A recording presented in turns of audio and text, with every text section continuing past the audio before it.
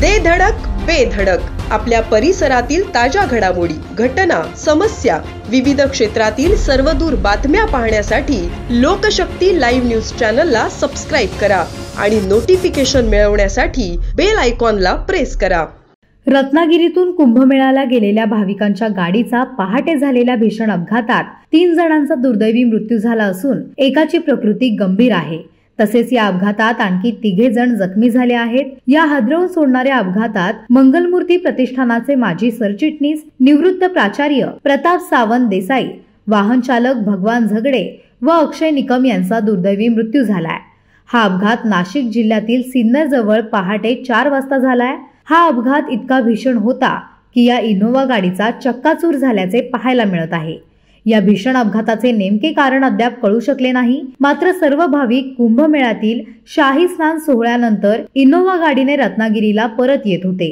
समोरून येणाऱ्या डंपरने जोरदार धडक दिल्याने हा भीषण अपघात झाल्याची प्राथमिक माहिती आहे। त्यामुळे गाडीचा पुढचा भाग पूर्णपणे चेपला गेला आहे। या अपघातात गंभीर झालेले अक्षय निकम यांना हॉस्पिटलमध्ये नेण्यात आल्यानंतर काही वेळाने त्यांचा दुर्दैवी मृत्यू झाला। महामार्गावरून प्रवास करणाऱ्या वाहन चालकांनी थांबून अपघातग्रस्तांना मदत केली। दरम्यान हा सगळा गंभीर अपघात झाल्याचे कळताच पोलीसही घटनास्थळी दाखल झाले। निवृत्त प्राचार्य प्रताप सावंत देसाई हे समाजकारणात सक्रिय होते। मराठा महासंघाचे ते सक्रिय पदाधिकारी कार्यकर्ते होते। अलीकडेच हॉटेल विवेक येथे झालेल्या मराठा महासंघाच्या कार्यक्रमातही त्यांचा मान्यवरांच्या हस्ते गौरव करण्यात आला होता। इतिहास हा त्यांचा आवडीचा विषय होता। सावंत देसाई यांच्या पश्चात पत्नी, एक मुलगा, मुलगी, सून, जावय असा मोठा परिवार आहे। महाविद्यालयातील निवृत्तीनंतर ते सामाजिक कार्यात रत्नागिरी येथे अग्रेसर होते। तर अक्षय निकम यांचा रत्नागिरी जिल्हा शासकीय रुग्णालयाजवळ हॉटेल व्यवसाय आहे, तेही सामाजिक कार्यात सक्रिय होते।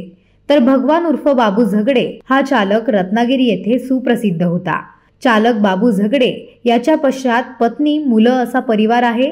बाबू झगडे हे मूळचे रत्नागिरी जवळ खेडशी येथील आहेत। या अपघातामुळे रत्नागिरी येथे शोककळा पसरली आहे। लोकशक्ती लाईव्ह साठी न्यूज ब्युरो, रत्नागिरी। अशाच सच्चाई दर्शवणाऱ्या बातम्या पाहण्यासाठी लोकशक्ती लाईव्ह न्यूज चॅनलला लाईक करा, शेअर करा आणि सबस्क्राईब करा।